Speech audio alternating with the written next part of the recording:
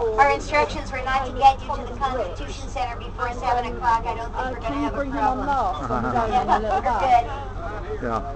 So we All right, I'm gonna get this one already going. 3 minutes past 7 o'clock here in Philadelphia. This lovely colonial lady in colonial dress Well, what about, teaching us about the Malcolm? history of the With the other colony. person. And the young woman who just got off, she's okay too. All right, hit it, Clark. Hit it, Clark. I beg your pardon. Was there already one? Oh, the city of St. Augustine, Florida. Yeah. On your left is City Hall. It's the largest city hall in America. Lovely. The geographical center of the city of Philadelphia. Now, if you're going to Won't make a see short much step, though, let me know, or just grab me by the waist, please. Oh, sounds interesting. Waist, that's waist. Nuclear waste. We are the 6th largest city in the United States with about 1.5 million people. And just to put that in context, New York City, which is 90 miles north of here, has 5 boroughs. Manhattan, one of its boroughs, has 8.5 million people. So when you come to this very accessible city, though it is cosmopolitan, historic, and I think a beautiful city, we really do feel like a small country town compared to New York, which we try not to do. We try not to compare ourselves to it. Philadelphia has the oldest stock exchange in America.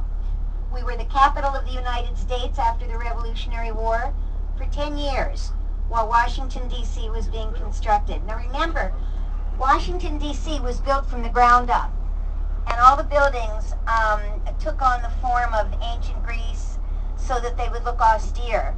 But in Philadelphia, we have architecture that dates back to the 17th century that is still being lived in. And so what you get to see is this beautiful hotel, which was a bank, which is a 19th century building, and the City Hall, which is a 19th century building.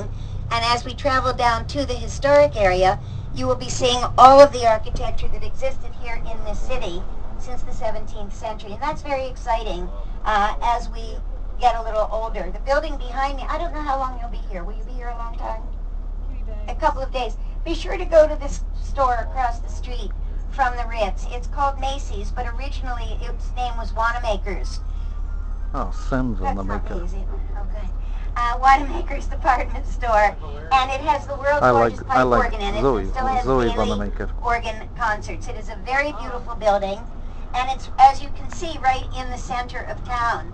And when Mr. Wanamaker started that store, there was no quite such thing as fancy department Zoe stores Wanamaker, here. actually. That really, I guess you could call it the first mall, and because it was such a good idea and such a good merchandising idea to bring money into the city, he was allowed to rent this entire property for $99 a year for 99 years with the rights of first refusal for his heirs. And so when he died, of course, before the 99 years was up, that was still in effect. And when his heirs inherited that right of first refusal, they knew they weren't going to get a deal like that. So they sold it to Macy's. But the interior of the store is worth seeing. We are headed east towards the Delaware River. This city it has 2 rivers. On the east, the Delaware. On the west, just 2 miles from here, is the Schuylkill. It is a very easy city to walk around. And I hope you do it. I hope the rain does stop so that you get a chance to see the city. Since the bicentennial in 1976, Philadelphia has really enjoyed a renaissance. After the capital moved down to Washington in 1800, the city began a slow decline from which it really didn't recover until fairly recently, 1960. It was the bicentennial, the 200th anniversary of the signing of the Declaration of Independence, that motivated the city fathers, the federal government, private money, lots of private money, to revamp and rejuvenate the city. In 1776, the Americans call their founding fathers and the Brits call traders, meet in centrally located Philadelphia. If you think of your profile from your forehead to your chin as the eastern end of the Atlantic Ocean in the 17th and 18th centuries, we know that there are 13 British colonies from your forehead, which is north, Massachusetts, New Hampshire, to your chin, Georgia. And right in the center, where your nose is Philadelphia, Pennsylvania, literally the center of the New World.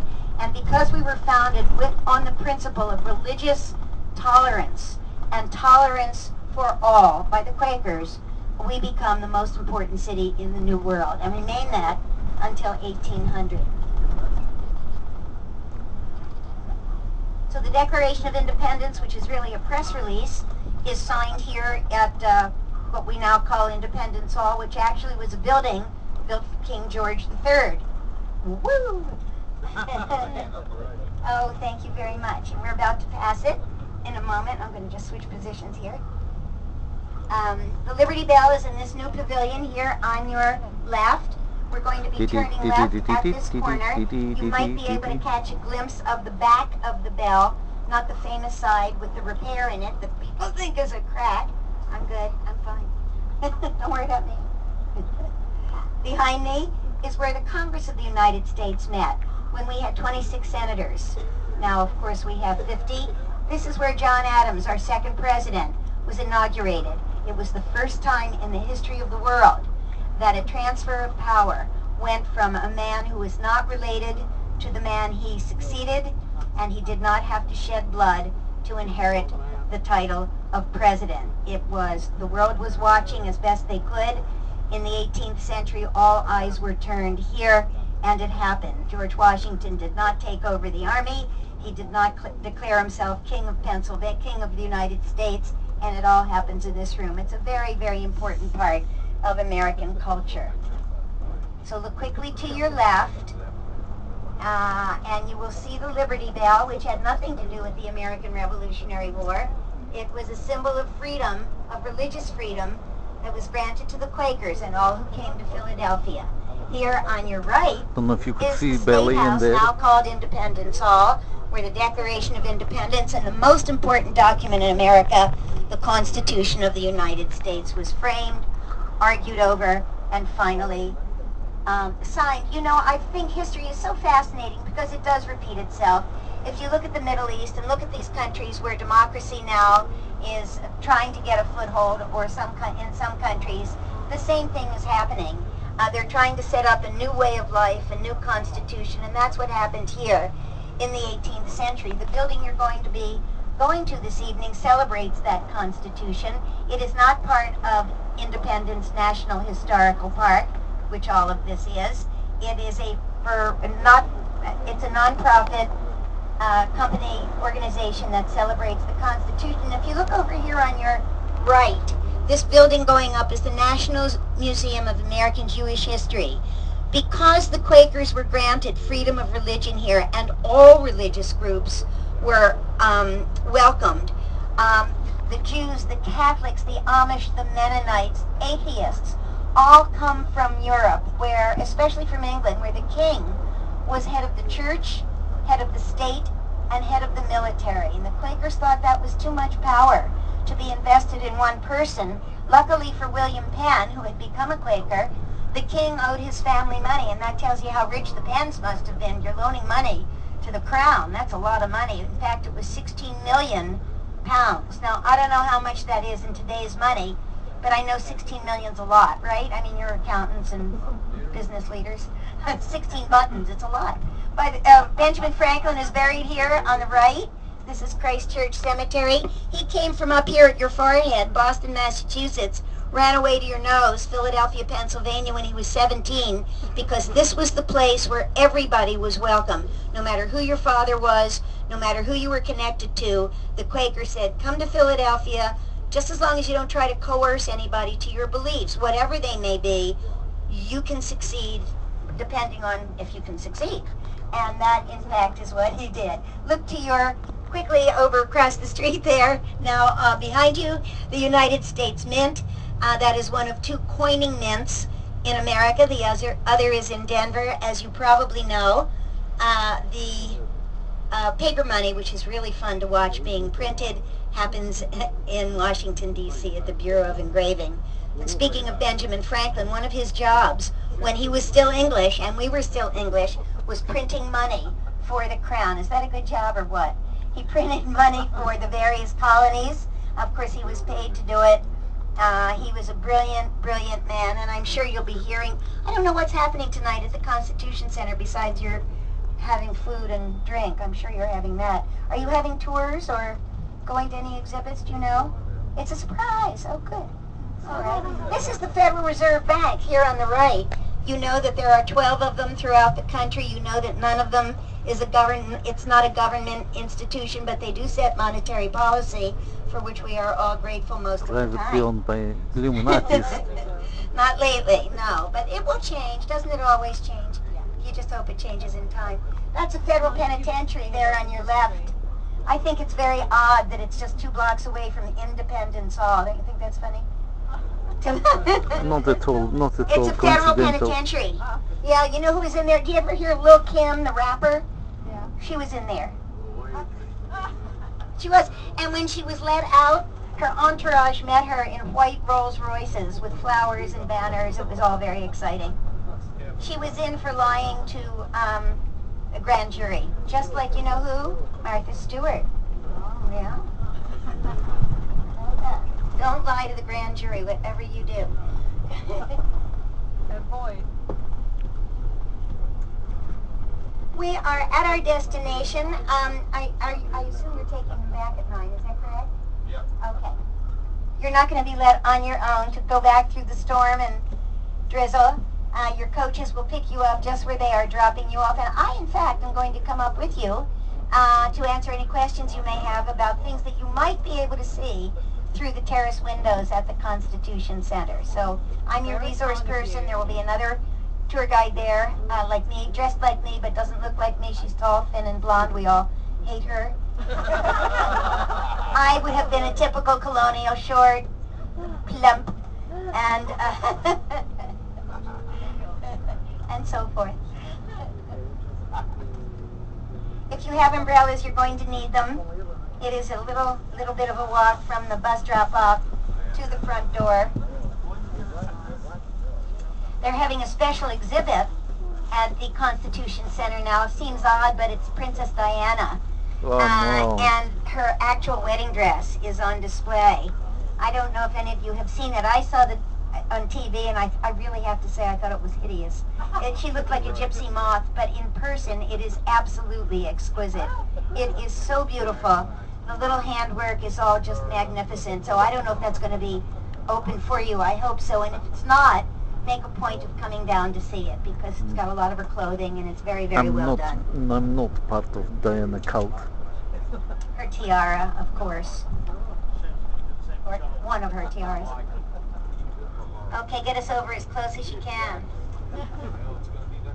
Oh no. Well, there's a space in between those two. Yeah. Looks like we're going to have fun in the rain. I have to turn off camera while in rain in order to protect it. There is Templar symbol on the umbrella.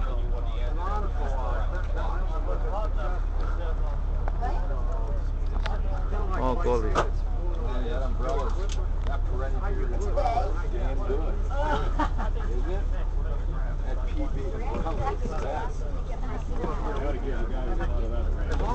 Your idea?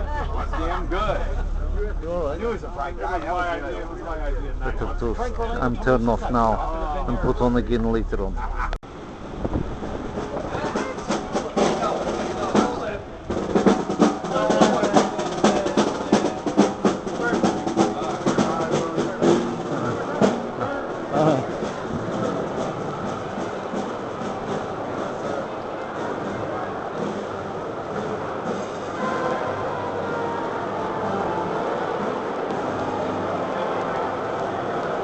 National conference, one country, one constitution, one destiny.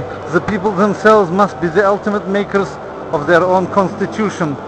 Pity Lisbon didn't decide that the people themselves would be, only just Mr. Barroso and his other fat friends. Here it was the people, everybody got to vote on it. Each of the states, everybody got a referendum vote on their constitution. Not like Europe. Anyway. Okay, so here is Signers Hall. You got Benny Franklin and all the others.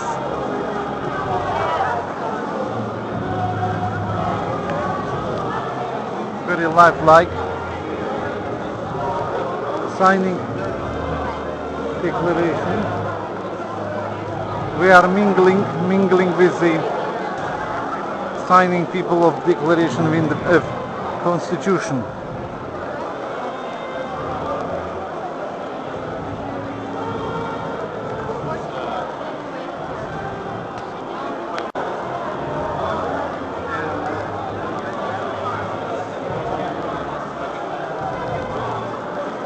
So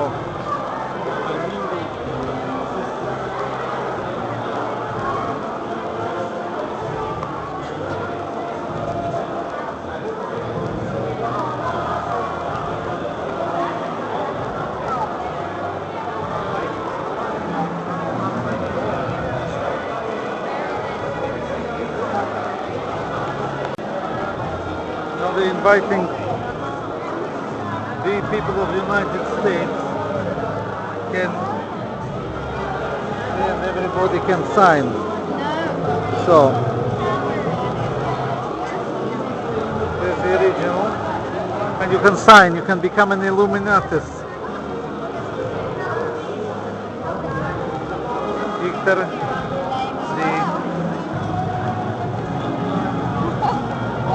Outside the Declaration of Independence now, it won't count. Oh.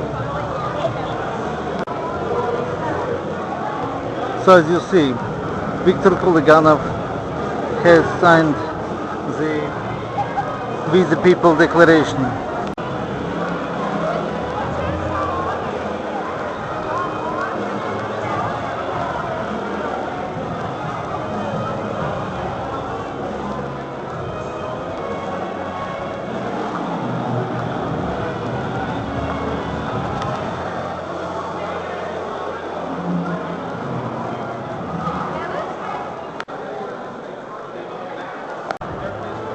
So that in the floors is all telling.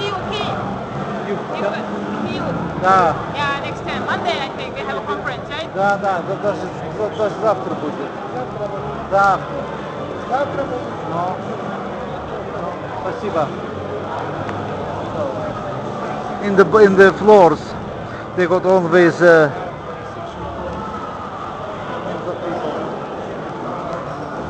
who they were.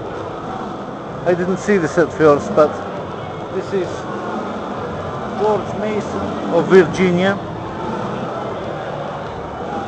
We knew dissent. Dissent is an honorable American tradition. The delegates around this table refused to sign the Constitution. They believe it created too powerful central government. They protested the absence of Bill of Rights. Their objections contributed in 1971 to adoption of the Bill of Rights, the first 10 amendments to the Constitution. So this was Mr. Mason.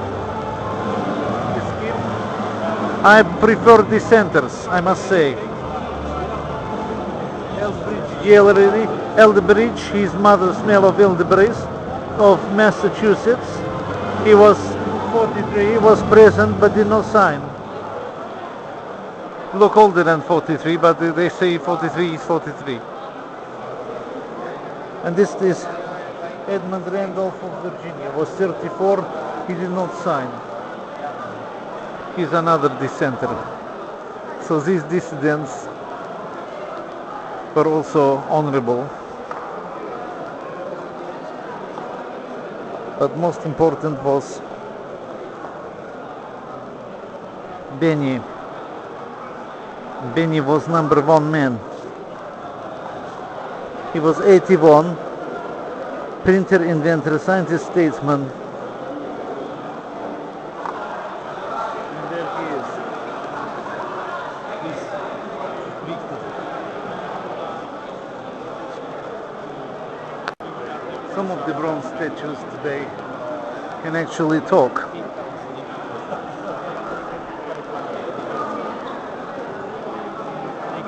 He's a bronze man who can talk, and over there is other bronze man talking.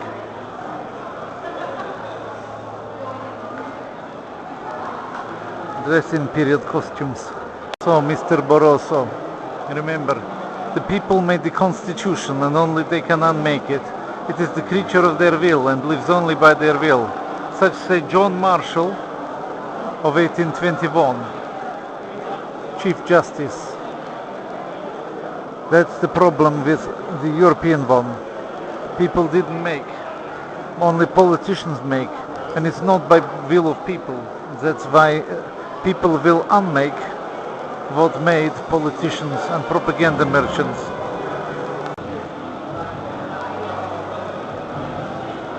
This is another moving one.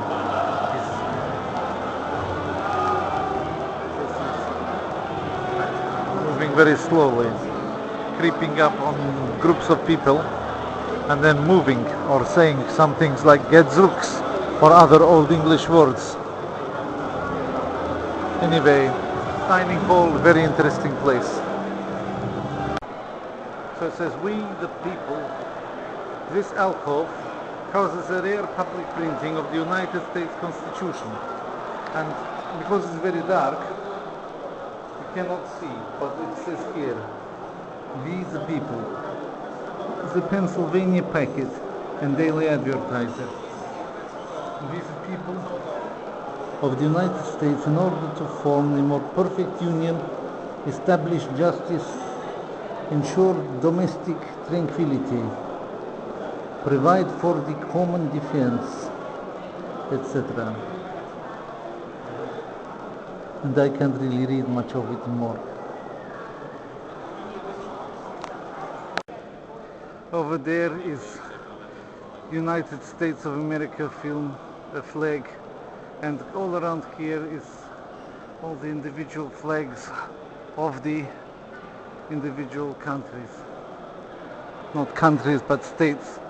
Like for example, there's one there, the eagle with arrows. Don't know what it is, but if you're American you will know it all.